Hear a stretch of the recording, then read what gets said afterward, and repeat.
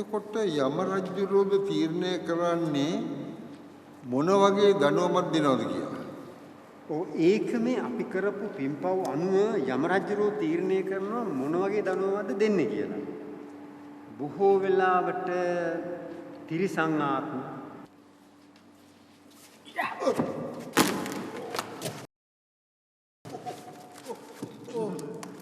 ඔය කාව හරි යම රජුරෝ ගාවට අරන් යන්න යනවා වෙන්නේ නැති.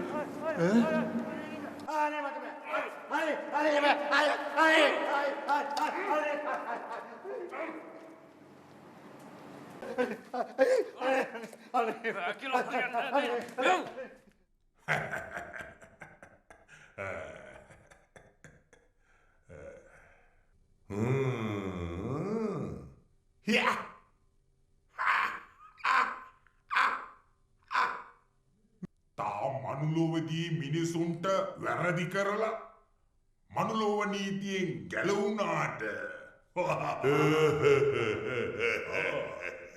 ස්වභාව ධර්මයේ නීතියෙන් කවදාවත් ගැලවෙන්න බෑ නරයෝ.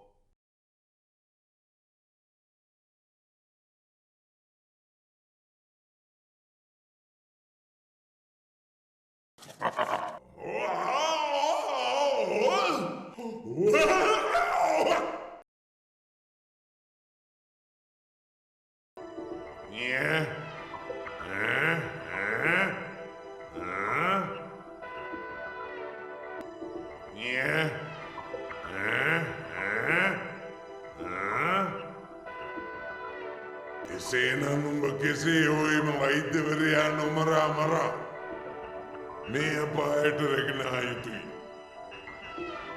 ඒ සඳහා මන් තොපව මල්ල පෙරේතේ බවට පත් කරනවා.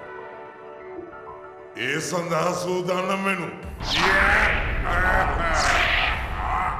ඇය අසරණ පවුල් විනාශ කරමින් අනාචාරයේ යෙදුණු කෙනෙකු නිසා මෑට වෘෂභ දෙනෙකු ලෙස ඊළඟ භවයේ මා යෝජනා කරනවා.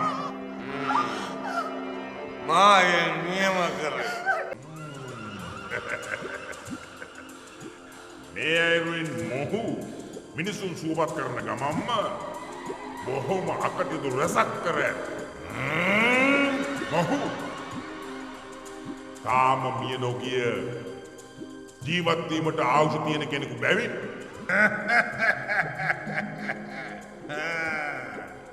නුඹගේ කර්ම ශක්තිය අනුව නුඹ තවම මනුලොවෙන් චුත වී නොමැත. එහෙයි නුඹට තවමත් මනුලොවට යාමට හැකියාව ඇත.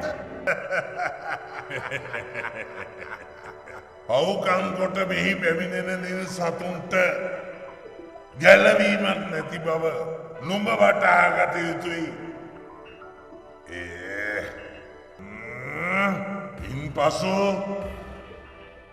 නුඹව ආපහු මනුලොවට යවනවද කියන තීරණය මා සතු.